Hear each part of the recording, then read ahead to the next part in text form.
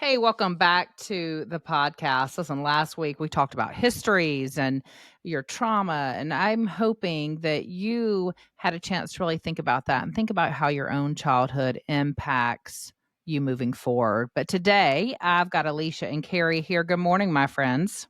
Good Good morning. And listen, today is probably going to be a tough one to hear, a tough one to talk about because it's personal. It's personal because we are all in this position. So to get us started, I'm going to read some description, girls, and you tell me where you think we fit in or you fit in. First, I'm going to talk about Gloria. Gloria is a mother-in-law. And Gloria, she's very experienced, she's very traditional, and she's a bit bossy. So we know some Glorias. Then we're going to have the next one. Oh, goodness. The next one, we're going to call her Gigi. Gigi's a modern mother-in-law. She's hip. She's savvy. She's kind of always looking for some compromise. Like, how can we make this work for everybody?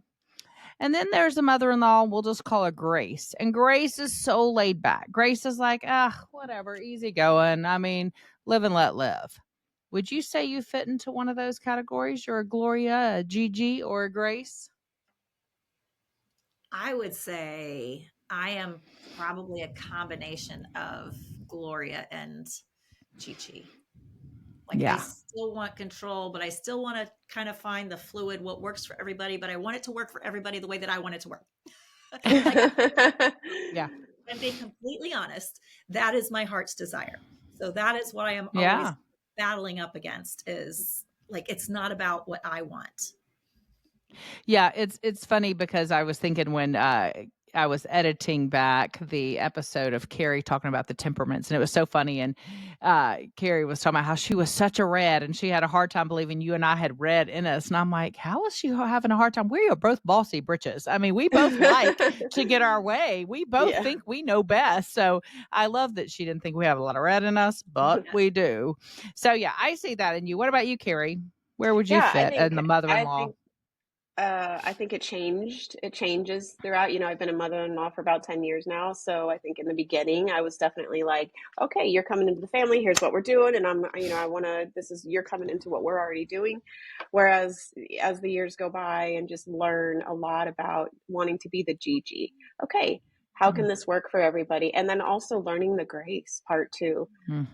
At being when all the kids were here last week for the snow, it's like, whatever, like, I don't care, pull out all the toys, it's fine. If you want to paint, it's fine. Dump the cat food out on the kitchen floor, it's totally fine.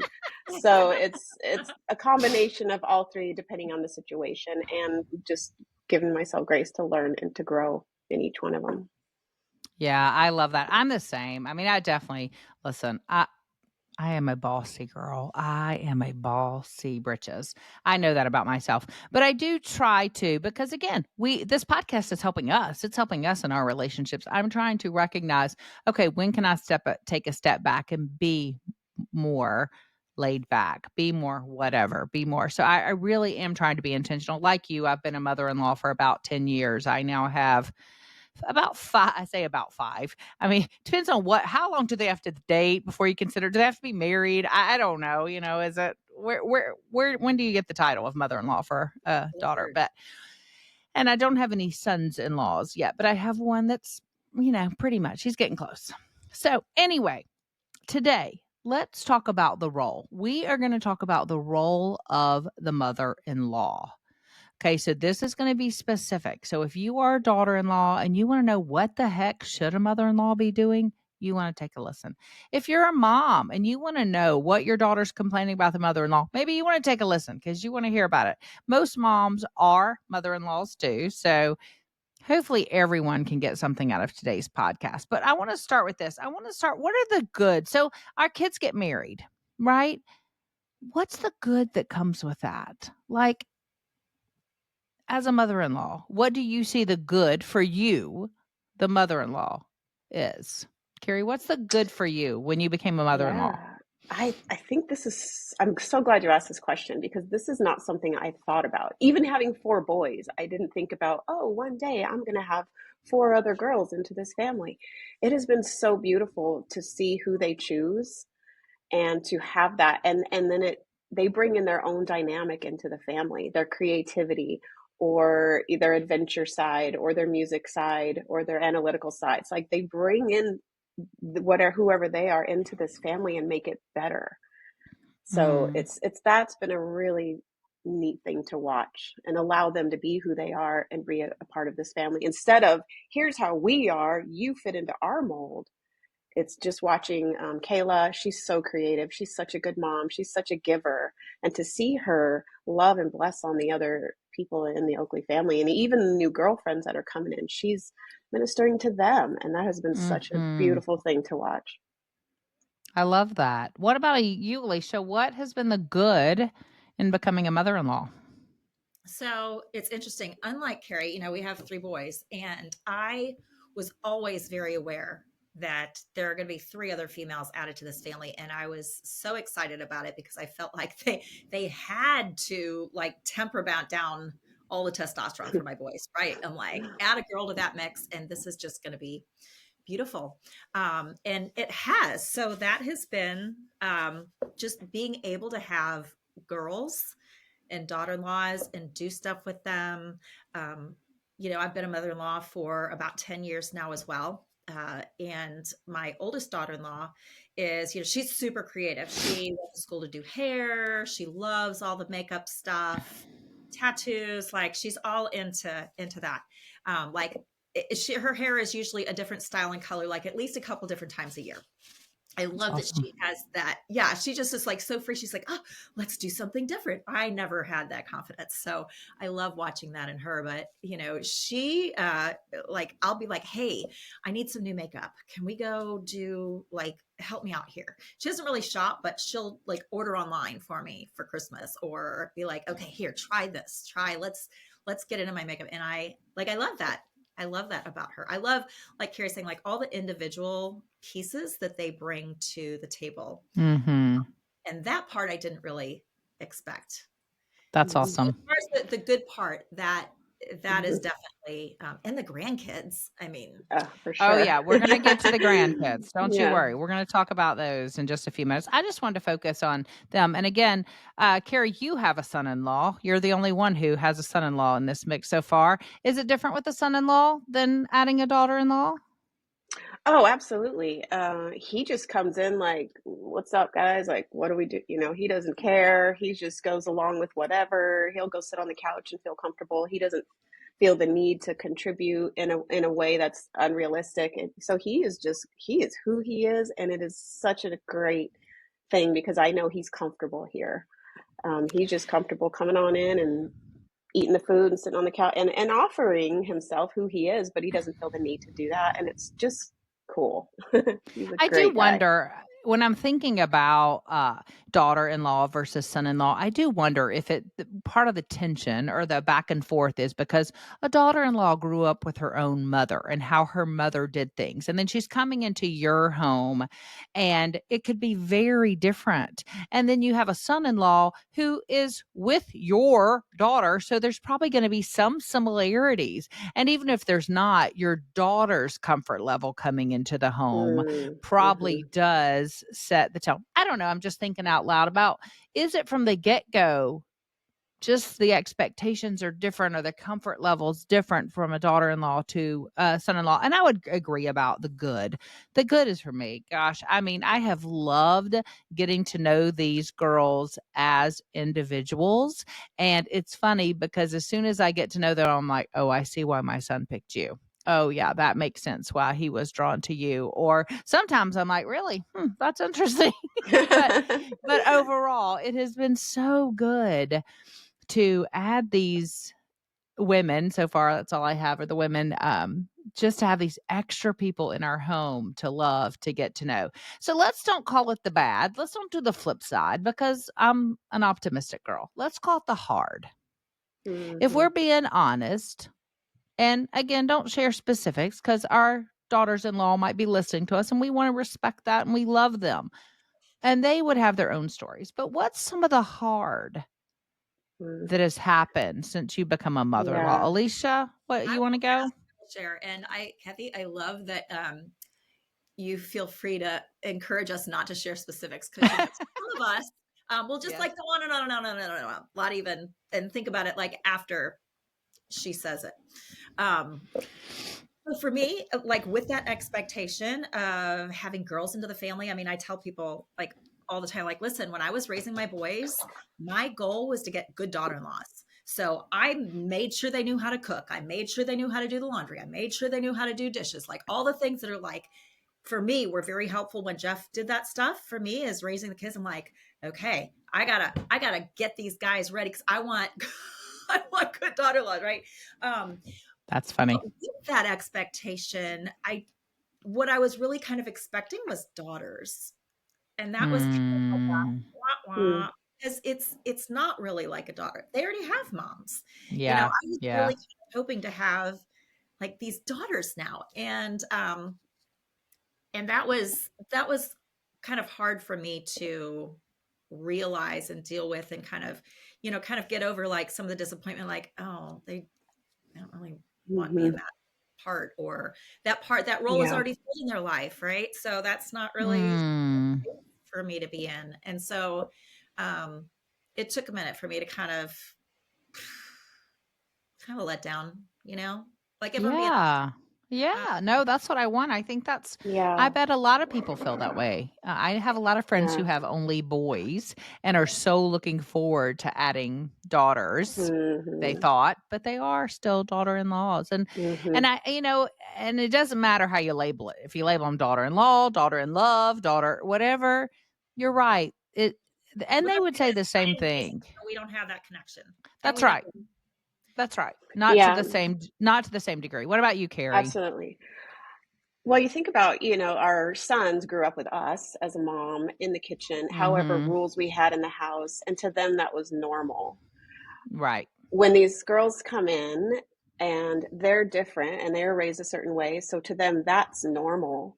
And so I think one of the hard things is to for those young moms, if you're listening, to take that into consideration, that that's how and why your son is the way he is, and one of the reasons attracted you to him, rather than saying, well, this is, if you do things this way it's wrong, just because their family didn't do things that way.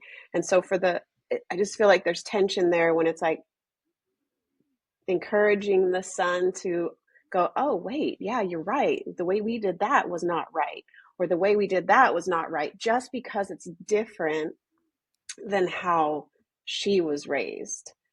Rather Mm. than embracing both sides and coming together and say, we like the good from here, we like the good from here, let's build on the good, instead of judging some of the hard things that maybe she just doesn't understand about the family. Yeah. So I feel I like, I Yeah, I think for me, some of the hard was just trying to figure out what that role looked like because I didn't expect them to be daughters, but probably put them more in a friend situation. mm, Like Caroline specifically, and hey, Caroline, if you're listening. But she and I are very similar. And so we have similar tastes. We're both Enneagram twos. We both love to cook. We just love to hang out with each other. Like I so enjoy her. And even though she's way younger than me, I mean, she's a friend. I mean, I definitely mm, consider her a friend. However, that makes it hard for boundaries, which I already struggle with.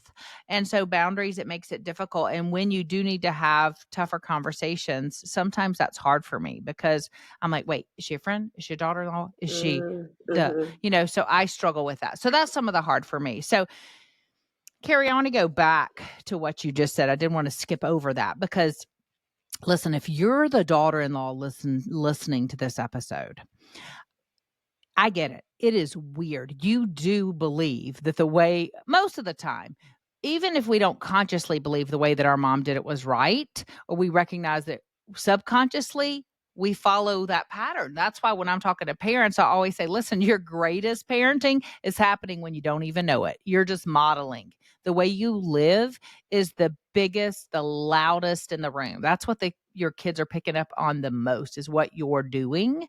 And so even if these daughters-in-law don't recognize that they believe their mom did it right, they're following in suit just because they were modeled a certain way.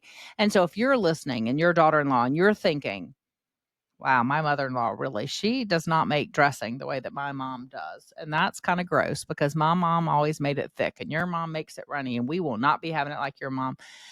I think what you were saying, and correct me if I'm wrong, is it go in it with an open attitude of, hey, Mhm. this is fun. It doesn't have to be the way your mom did it or my mom did it. We are leaving. We are no longer part of that immediate family. We are an immediate family now as a couple, and we get to decide. So instead of immediately going to bash, maybe just go to, hey, what was good? Maybe flip the switch of what did you love that your mom did? And ask, Mhm. each other, what did you love? And focus on the positive, and maybe that alone will help you see your mother-in-law in a different light if you're already worried about her and what she did to your son. I mean, to your husband, who was her son. Yeah. Thoughts on that, Yeah. Alecia? Yeah, the first thing that comes to my mind is just going into it with a spirit of wanting to learn, Yes. of curious, like be curious. Um, why did they do things like that? Like what was different about it? Like I know for my oldest son, Andrew, and probably the other ones, like they were raised, like he was raised different than his wife was raised, and even like the way that we would do dinner. I mean, we were pretty, like, you sat down at the table, we, for the most part, like, you bless the food, and any toys or electronics had to go under your chair. Y'all gonna think I'm crazy, but I had to make this a rule that you had to at least have underwear on to sit down at my dinner table, or I wouldn't feed you. I know people laugh, but That there's a reason I had No, to it's real. Listen, their kids knowing the Warnicky boys, that does not Yes. surprise me, girl. boots and that thing swinging. I'm like, no, Swing. put your underwear on, and or you can't eat. But that was, I'm sure your daughters-in-law appreciate that you established that Right? rule. Yeah. Because who knows what they'd be doing today if you didn't do Yeah, that. yeah. right. Well, like his wife, my daughter-in-law Essa, like they grew up like it was kind of their family time. They would sit in front of the TV. They would put out TV trays, and that was how they did dinner. One's not wrong, one's not right. It's different. Probably good pros and Mhm. cons to both things. But that was kind of the first time that Andrew saw, like, oh, that's different. Like, why are we doing it like this?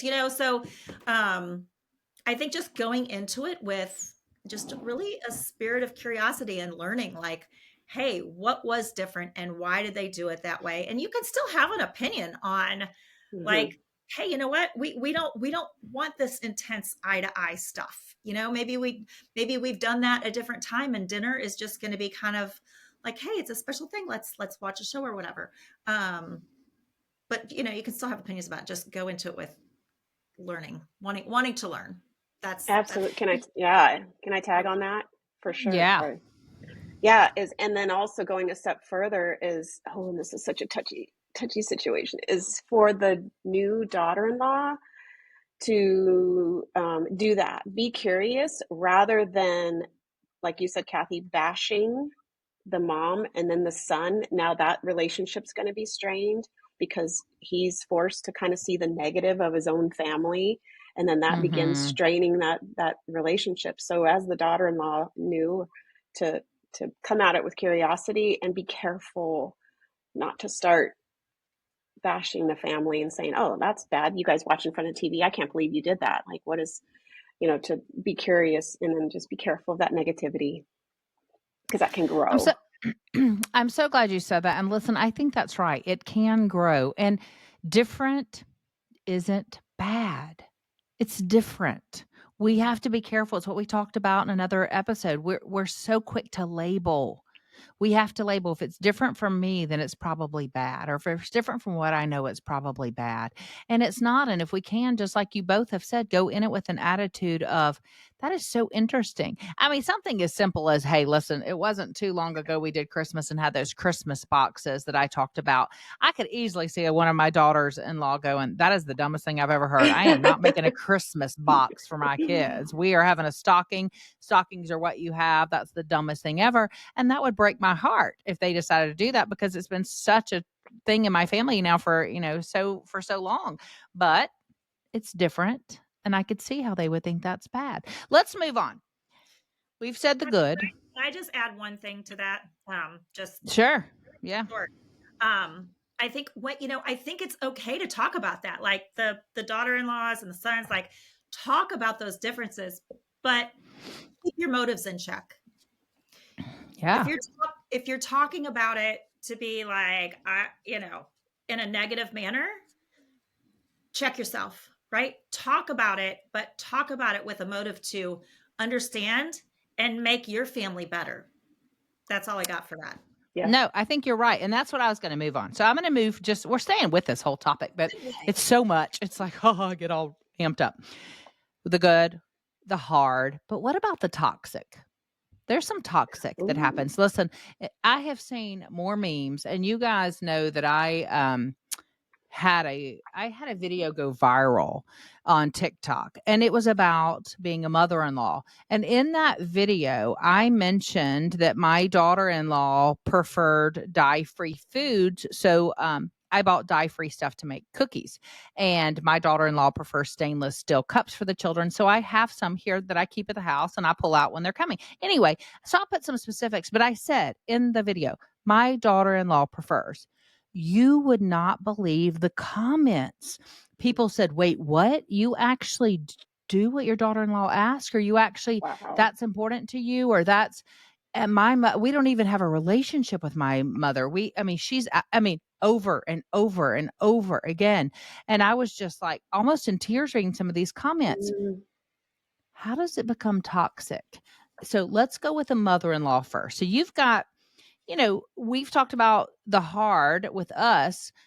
How does it become hard? We're staying with us as a mother-in-law right now. Does it become toxic? Have you experienced that? Again, be careful, no names and stuff, but have you had a situation with any of your daughters-in-law that's turned toxic? Not that I'm aware of. Right. No. Okay, good. I do think that, we talked about temperaments last week. And if you have two women that have really strong temperaments, like you have two reds that both are going to think they're right and both want their way, that Yeah. can really lend to problems. Yeah. And in my opinion, it's the mother-in-law's role, if you will, or to lead and lead by example and say, hey, okay, maybe we don't do things my way. Hey, let me talk with you about that. And I think there are a lot of mother-in-laws that just kind of steamroll over, like we talked about last week, or sometimes, and I do this and I have to check myself. I'm like, you know what? That's ridiculous. When you want to change their diaper every time they pee, when they have that brand new baby and they're like, oh, they peed, change the diaper. And I'll be like, I'm not doing that, but if they want you to, why not? Like as an Right. experienced mom, I know they're going to be changing like 10 diapers a day. You can at least get 3 pees out of that diaper, right? But if that's what they want, why am I pushing so hard to just discount what they want? Because in my opinion, I'm right. Yeah. I saw someone the other day, or a quote that said, just because you're older or if you think you're right just because you're older, that's called childism. And I thought that was so funny. I thought, oh, childism. But I think that in some ways that's true. I think we mother-in-laws in general, not us three, but sometimes get caught up in we're older, we're automatically right. We're older, the generational differences, and we've talked about this almost in every episode. But I think it can get toxic. I think that, Kari, I don't know that you've had a toxic situation. But go ahead. Yeah, no, not toxic. I wish I had this podcast when Taylor and Kayla got married. I wish so. Those of you that are listening to this, you're welcome, because it Right. could prevent from some really rough situations that are hard to come out of. Yeah. Kayla and I have, and we've talked about it, but in the beginning it was really hard, just so emotionally charged. Taylor was the first one to go away. And our family, like we've talked about before, our family situation was so different. there anyway. And so that was a really big deal. And then she's coming in with her own, expectations and things. And they were pretty young, weren't they? They were Didn't they get young, married pretty 20, young? 20, 21. Yeah, Yeah, 21. yeah. So young. And so it was Yeah. rough. We had shouting match. It was hard for those of you, that are, I don't know if she's listening or not, but we've worked through it. Had I known ahead of time, and even she known ahead of time, that we would have prevented that situation. And so I've learned from that with the other ones coming in, and it's been good to just step back and not say, "Oh, I know it all, and you're just going to do this, and you don't know that, and this is how the family works." It's like, no. Just step back a little bit, just like you were saying. So let's flip it. We've talked about us. Let's flip it to the daughters-in-law. How do you think they distinguish between the good, the hard, and the toxic? Because again, over and over and over, we hear some say their mother-in-law is good, some say they're hard, some say they're toxic. Mm-hmm. I don't know. I see a lot out there where the daughters-in-law are saying, well, my mother-in-law is toxic. And some of that, after listening, I think is basically your mother-in-law is stating a different opinion.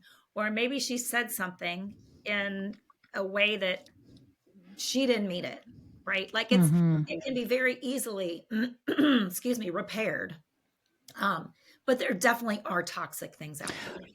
There are. I have some friends who have toxic mothers-in-law. I mean, I have heard stories where I am like, that is not real. That did not happen. You are lying to me right now. And it does happen. And so I think what I want to talk about is, let's talk about the role. Let's set it straight. Let's talk about what it should look like so that these young girls listening to this, young women, can say, oh, that's normal.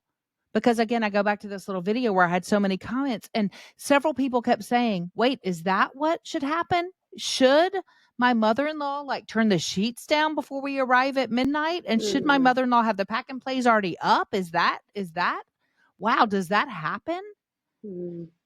So this isn't I do it right. Cause let me tell you, they let me know I've done it wrong plenty of times, but let's talk about what is normal. And I want to say, I had this epiphany a while back and I've said it before and I'm going to say it again. Here's what happens.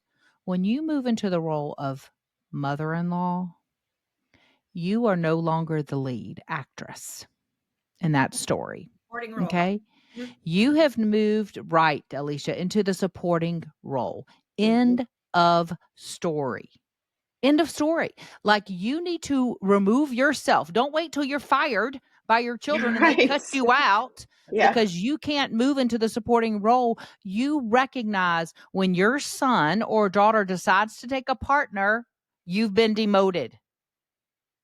And that is a beautiful thing. We should actually be celebrating that because then all the hard work we poured into has paid off.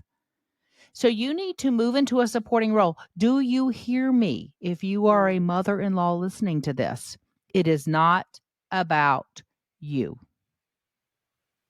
It's not about you. What are some ways you think that practically looks to move into a supporting role, Kari? What does that look like? We can say it, but what does that look like day to day? I think I've said this example before, but having milk, Millie drinks and Hank drink milk, and do I have it at the house? In the beginning, I didn't. Nope, we don't do milk, we don't do dairy. I'm not doing it. But it's like, you know what? That's what they want. Have it here for them, and just if there's an event or something, or can you babysit? Yeah, I can babysit. What do you want them to eat? When do you want their bedtime to be? So asking what their family already looks like, and then how can I step in and support that, rather than me coming in with my own agenda and me thinking, no, they're not going to stay up late. They need to go to bed early because they need their sleep, or whatever it is. Just kind of asking, how do you want me to step into this situation, rather than bringing my own expectations and agenda and opinions into it. Perfect. Great. I have a really great example of what it looks like when it's not great, and then what you can do to make it like I believe it should look. But, as a mother-in-law, you are kind of outside this relationship and you may be privy to things going on in that relationship. A mother-in-law should not insert herself into that relationship to try to fix it. Oh, so good. Yeah. Yeah. Even though we want to, because we might see things now, things that I've done before, and sometimes it's been received well, and sometimes kind of like, oh, look at what your mom's doing. I'll give book gifts. And so like if I see something, and like it's hard because like Jeff and I have been married for going on 35 years now, and we've been through tons of counseling. So when I see little things, I'm like, oh, I know how to fix that, right? But that's not my job to get in the middle. So I try to have a supporting role and be like, hey, this was a great book that really helped us in this area. I don't know if it'll help you or not, or if you're interested in it, but there it is. Maybe offering resources, or we have offered to take kids when they're going through a rough patch. You're like, hey, you know Mm. what? It's really hard to work through rough patches when you're taking care of all these little ones around you. Let us take them for you and give you guys time one-on-one to really work through issues. But mothers-in-law, do not get in the middle. Do not start texting your son and your daughter-in-law and being all in the middle of it and forming that triangulation. Not saying that you can't text them supportive things. Yeah. Right? They need to figure this out on their own. That's so good. Yeah, you definitely don't want to get into the middle of that relationship. And that's hard. I mean, listen, I love my boys. And if I see a problem, I'm going to want to run in and be mama bear. So it is hard for that. That's one of the ones that's hard for me. Let's talk about the grandchildren. Let's talk about what it looks like to have a toxic mother in law Oh. with grandchildren. I definitely have a friend who has a toxic mother in law, and she does things like holds presents over their head. If they don't talk to her on the phone long enough, she will withhold presents. She will say, "Send me that back." I mean, Uh-uh. so you guys, these horror stories really happen. Have you heard any stories about toxic mother in laws with the grandchildren, or what do you think that looks like with the grandchildren, and how do we stop it? Well, I'm not going to name any, but I do have a very close somebody in the family, and she has children, and her mom. And so it's interesting to hear her perspective and how frustrating it is for her when I told her this is not what they eat. I told her, and she continues to feed them that way. And then I get Mhm. them back, and they're sick, and they're grouchy, and their stomachs hurt. And she knows not to give them these certain toys, but she does it anyway to get to get the love from the grandchildren. But Mm. it's overriding the relationship with your daughter. And so sure, you may be the fun grandparent, but you're losing that relationship and won't have that with the grandchildren. Eventually it'll be cut off because you're not Mhm. respecting the wishes of the mom and that family. So that's the place I have Yeah. seen it. Yeah, I mean, I think disrespecting the parents' wishes is huge. I mean, it's just not that big a deal, but I do see so many grandparents be flippant about this, just what you said, Alicia, like, oh, what's convenient for me? I don't care. You're not looking. And you know what? What are we again modeling? What are we modeling for that? Hey, don't tell. Don't. It drives me Mm, bonkers when I hear somebody say, "I'm going to give you this, but don't tell your parents I did." Don't. Well, Yeah. because again, we're empowering secrets, and if y'all don't know anything about me, I can't stand that. Quit the secrets. mhm, Okay, so how do we? How do we help these relationships not be toxic? I just can't believe that we should just say, "Cut the relationship," which is what so many people said. They're like, I just don't have a relationship with my mom or my mother-in-law because of the way that she grandparents our children. What advice do we have? If you're listening to this and you've been cut off, maybe you're the one that's been cut off because you've been toxic. What mm, advice do we have for those people? mm. And Is Kathy, it worth it? Oh, go ahead. I'd like to ask, what is the difference between, and maybe there isn't one, but what is the difference between cutting off a toxic grandparent and setting good boundaries. Is that one and the same? Is that the same thing? How do you set boundaries? And I think maybe it comes back to, I might be answering my own question. Maybe it comes back to your heart motive. What are you setting boundaries in love, right? In love for you and in love for the grandparent.